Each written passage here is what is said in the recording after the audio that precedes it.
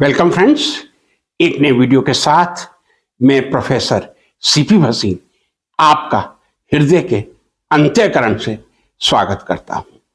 आज के मेरे वीडियो का टाइटल है साइंटिफिक टेम्पर या वैज्ञानिक मनोवृत्ति या वैज्ञानिक अवधारणा। यहां मैं ये स्पष्ट कर दूं, इसी की सिमिलरिटी से या सिमिलर कह दूं, एक शब्द है साइंटिफिक एप्टीट्यूड। जी हां, साइंटिफिक एटीट्यूड भी है, लेकिन मैं अभी उसको स्पर्श नहीं करूंगा। साइंटिफिक एप्टीट्यूड यानी अभिरुचि और साइंटिफिक टेम्पर, दो चीजों पर अपना आज का वीडियो केंद्रित करने का मेरा प्रयास रहेगा। साइंटिफिक टेम्पर, इस शब्द की शुरुआत कहां से होती है? आप किसी भी एआई पर जाइए, ढूंढने का प्रयास कीजिए who is known as father of scientific temper. आपको यही उत्तर मिलेगा, Pandit Jawaharlal Nehru is known as father of scientific temper. Reason, 1946 में पंडित जवाहरलाल नेहरू जी ने एक पुस्तक लिखी थी, डिस्कवरी ऑफ इंडिया, भारत एक खोज, जिस पर 80s में एक बहुत अच्छा सीरियल बना था। उसी पुस्तक में इस फ्रेज का उपयोग करते हुए पंडित जवाहरलाल नेहरू ने साइंटिफिक टेम्पर को प्रेरित करने का प्रयास किया था। यह मैं यहां कह दूं, जैसे ही मैंने पंडित जवाहरलाल नेहरू जी का नाम लिया है, कई लोग मेरा वीडियो तुरंत बंद कर देंगे। और मैं ये भी कह दूं, इससे बड़ा अनसाइंटिफिक टेम्पर का कोई दूसरा उदाहरण नहीं हो सकता। यदि आप पंडित जवाहरलाल नेहरू को फादर ऑफ साइंटिफिक टेम्पर सुनते ही अपना वीडियो बंद कर दें। यदि आप बंद कर दें, मुझे उसकी कोई परवाह नहीं है। एक व्यक्ति सुने, दो व्यक्ति सुने या 5 व्यक्ति सुने, सत्य को झुठलाया नहीं जा सकता। Father of scientific temper is Pandit Jawaharlal Nehru since 1946 when he wrote his book Discovery of India, Bharat एक खोज। दूसरा शब्द है साइंटिफिक एप्टीट्यूड। साइंटिफिक एप्टीट्यूड का फादर किसको कहा जाए? गैलीलियो गैलीली, एरिस्टोटल या फेल्कोन बैरन। इसमें तीन अलग अलग राय हो सकती है। सबसे पहले मैं आपको यह बता दूं, साइंटिफिक टेम्पर और साइंटिफिक एप्टीट्यूड में क्या अंतर है। साइंटिफिक एप्टीट्यूड एक व्यक्ति विशेष का होता है। साइंटिफिक एप्टीट्यूड एक व्यक्ति, एक इंडिविजुअल का होता है। क्या उसमें साइंटिफिक एप्टीट्यूड है? क्या उसमें वैज्ञानिक अभिरुचि है? यदि उसमें वैज्ञानिक अभिरुचि है तो साइंटिफिक एप्टीट्यूड उसमें प्रेजेंट है। और यदि वैज्ञानिक अभिरुचि नहीं है, इसका यह मतलब नहीं है कि कोई बहुत नकारात्मक हो गया। जी हां, हर व्यक्ति में साइंटिफिक एप्टीट्यूड होना जरूरी नहीं है। मैं समझता हूं, कल दक्षिण अफ्रीका के खिलाफ जो भारत का झंडा क्रिकेट में महिला टीम ने बुलंद किया है, शायद उनको बीएससी या एमएससी करने के लिए फोर्स किया जाता तो वो इतनी बढ़िया प्लेयर्स या वैज्ञानिक नहीं बन सकती थी। लेकिन चूंकि क्रिकेट में उनका जो एप्टीट्यूड है वो साइंस की तुलना में कई गुना अधिक है, इसीलिए कल उन्होंने ये जो विजय हासिल करके भारत का झंडा ऊंचा किया है, ये साइंटिफिक टेम्पर का उदाहरण है। यदि साइंटिफिक टेम्पर नहीं होगा तो आप किसी भी क्षेत्र में विकसित नहीं कर सकते। साइंटिफिक एप्टीट्यूड एक व्यक्ति विशेष की अभिरुचि है। क्या वो विज्ञान पढ़ सकता है? 10वीं तक, 11वीं तक, 12वीं तक, बीएससी तक, एमएससी तक, कहीं ना कहीं आके फुल स्टॉप लगेगा। जरूरी नहीं है कि बिल्कुल उसकी साइंटिफिक एप्टीट्यूड ना हो, किसी लेवल तक हो सकता है, लेकिन एक निश्चित अवधि के बाद भी साइंटिफिक एप्टीट्यूड का टेस्ट करना, जो साइकोलॉजिकल मेथड से किया जाता है, जरूरी है। अब आता हूं, साइंटिफिक टेम्पर क्या है। साइंटिफिक, फिर रिपीट कर रहा हूं, साइंटिफिक एप्टीट्यूड एक व्यक्ति विशेष से जुड़ा हुआ है। उसमें हानि या लाभ एक व्यक्ति की है, पूरे समाज की नहीं है। साइंटिफिक टेम्पर किसी समाज, परिवार या पूरे देश से संबंधित होता है। यानी साइंटिफिक टेम्पर यदि आप अपनाएंगे, केवल एक व्यक्ति साइंटिफिक एप्टीट्यूड की तरह वो ही लाभान्वित नहीं होगा, पूरा देश, पूरा समुदाय या एक पूरा परिवार साइंटिफिक टेम्पर से लाभान्वित हो सकता है। साइंटिफिक टेम्पर का मतलब क्या है? सबसे पहला साइंटिफिक टेम्पर का ये कह दूं, पहला पायदान, पहली सीढ़ी, रेशनल थिंकिंग, तर्कशीलता।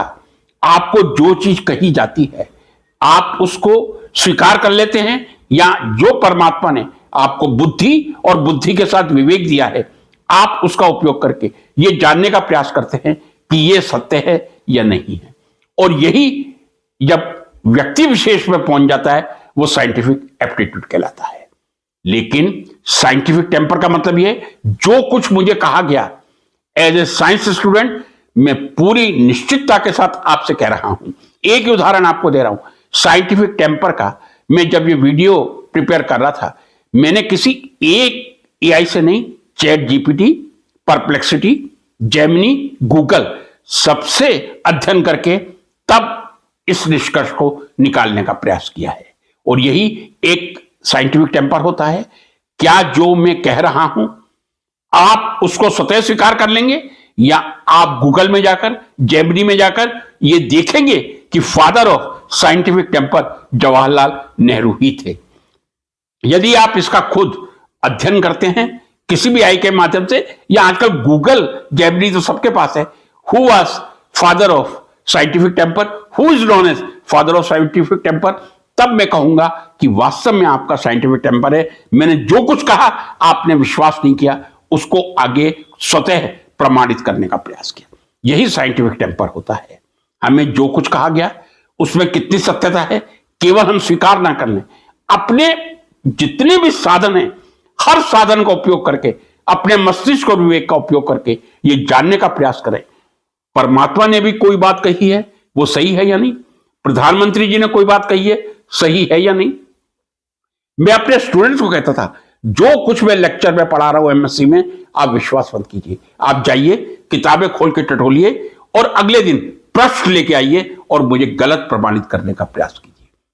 शायद ये विद्यार्थियों को साइंटिफिक टेम्पर ले जाने के लिए एक कदम हो सकता है। अब आगे बढ़ता हूं। सबसे पहला हो गया रेशनल थिंकिंग, आप कितनी तर्कशीलता से काम लेते हैं। Number 2, experiment and observation. आप जब साइंटिफिक टेम्पर आपके पास है और यदि आपके पास साइंटिफिक एप्टीट्यूड भी है, आप साइंस के स्टूडेंट हैं, थ्योरी में मैं पूर्ण विश्वास के साथ कह रहा हूं, हर टीचर के साथ ये जरूर वाकया गुजरा होगा, कुछ स्टूडेंट थ्योरी में सुपर मास्टर होते हैं, कोई भी प्रश्न कर लिया जाए एमएससी के स्टूडेंट से बहुत निपुणता से और बहुत एनालिटिकल उसका जवाब देते हैं।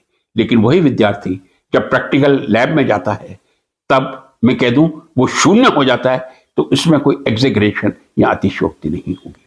साइंस वो थ्योरेटिकल पढ़ रहा है, उसमें साइंटिफिक एप्टीट्यूड हो सकता है, लेकिन साइंटिफिक टेम्पर और साइंटिफिक एप्टीट्यूड जब दोनों मिलेंगे तब उसकी एक्सपेरिमेंटल और ऑब्जर्वेशन की क्षमता विकसित होगी। और यदि किसी साइंस के विद्यार्थी में एक्सपेरिमेंटल ऑब्जर्वेशन की क्षमता नहीं है तो वो पूरी तरह अनसाइंटिफिक, नॉन साइंटिफिक ज्ञान ही कहा जाएगा। यदि कोई विद्यार्थी 11th-12th में या बीएससी में रेडिकल सेपरेट कर रहा है और वो सेकंड ग्रुप में H2S पास करने से पहले HCl डालता है, वो डाल देगा, जरूर डालेगा HCl, क्योंकि टीचर ने कहा है। क्यों HCl डालना चाहिए? क्या सल्फाइड आयन की कंसंट्रेशन कम करने के लिए HCl डालना चाहिए? यह तार्किकता जब होगी तभी उसका एक्सपेरिमेंटल और ऑब्जर्वेशन पावर सही होगा। एक कटु बात कहने जा रहा हूं, आजकल यह प्रवृत्ति देखने को मिल रही है, बोलने में सबको बहुत डर लगता है और हर कोई आशा करता है दूसरे से कि आप बोलिए और आप एक वीडियो तैयार कीजिए। महोदय, आपके साथ भी ऐसा हुआ होगा क्योंकि आप भी विश्वविद्यालय के शीर्ष पद से रिटायर हुए हैं।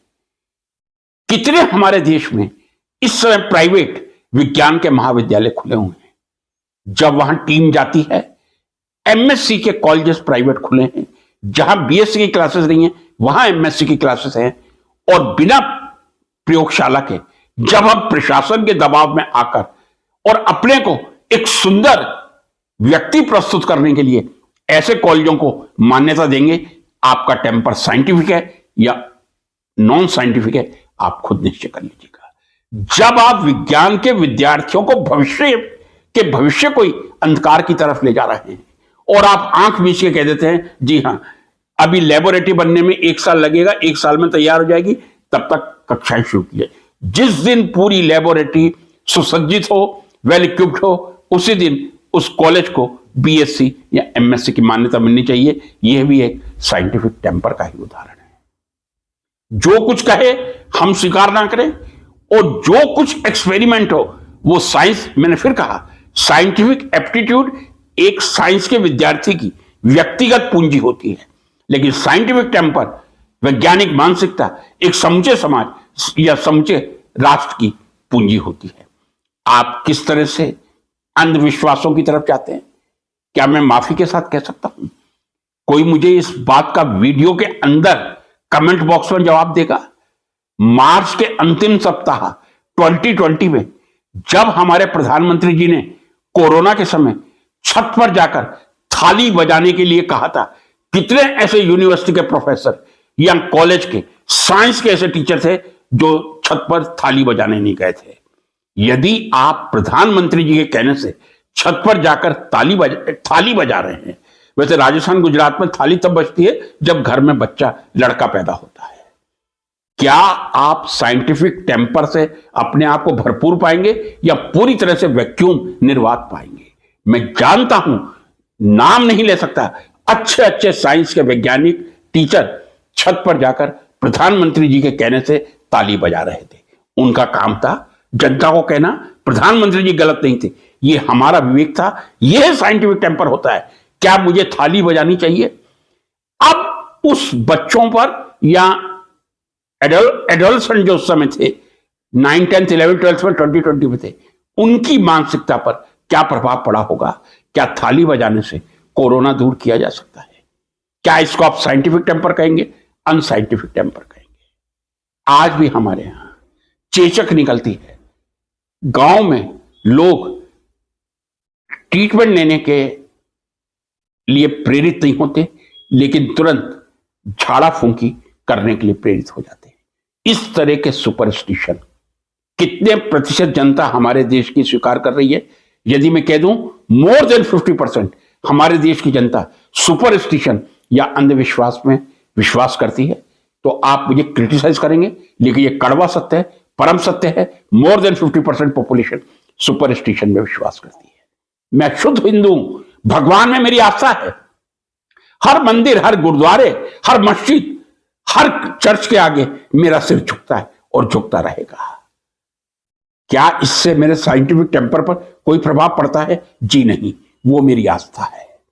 लेकिन यदि मुझे कहा जाए कि आप केवल मात्र जनवरी के महीने में प्रयागराज या आप आगे 2027 में उज्जैन जाकर जब स्नान करेंगे तभी आपको पुण्य मिलेगा, यह मैं कभी स्वीकार नहीं कर सकता, क्योंकि मैं विज्ञान का विद्यार्थी हूं।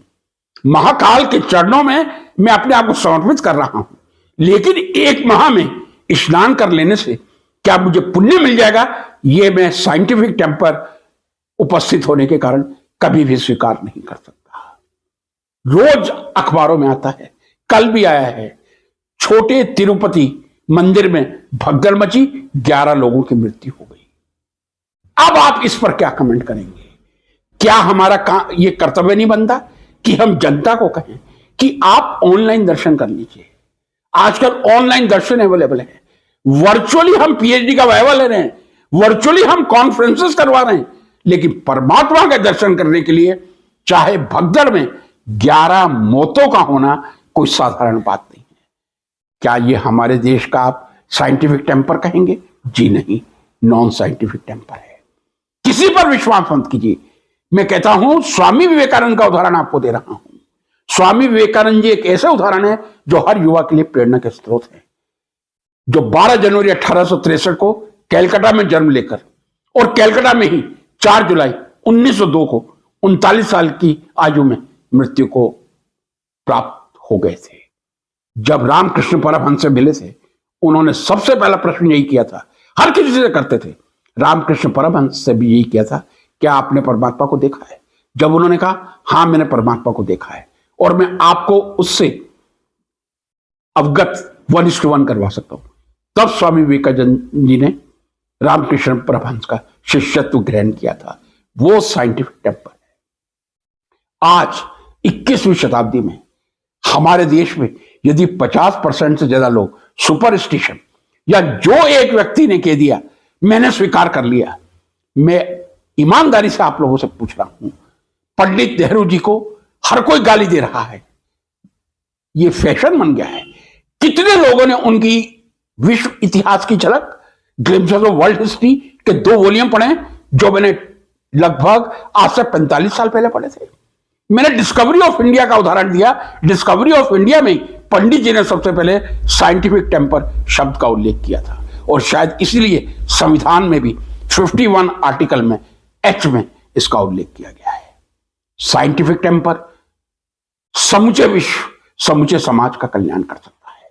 यदि उस समय पंडित नेहरू के साइंटिफिक टेम्पर को हमने अपनाने की कोशिश की होती तो आज जर्मनी, जापान, चाइना या छोटे छोटे राष्ट्र हमसे आगे नहीं निकले होते।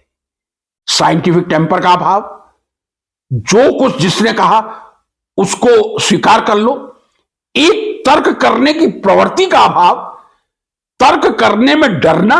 मैं कुतर्क नहीं कह रहा हूं, तर्क भी 2 तरह के होते हैं, कुतर्क और सुतर्क। सुतर्क कीजिए, आप कुतर्क मत कीजिए, लेकिन क्या वो तर्क करने का अधिकार जो परमात्मा ने हमें दिया है हम अपने विवेक से काम में लेते हैं? जिस दिन हमने अपने विवेक से, हर बच्चे ने, हर वयस्क ने, हर नागरिक ने साइंटिफिक टेम्पर को अपनाकर तर्क की सोच अपना ली, तर्कशीलता अपना ली, हमारा देश भी जर्मनी, जापान, यूएसए, चाइना से पीछे नहीं रहेगा, बहुत आगे होगा। यही निवेदन आपसे करना चाह रहा था।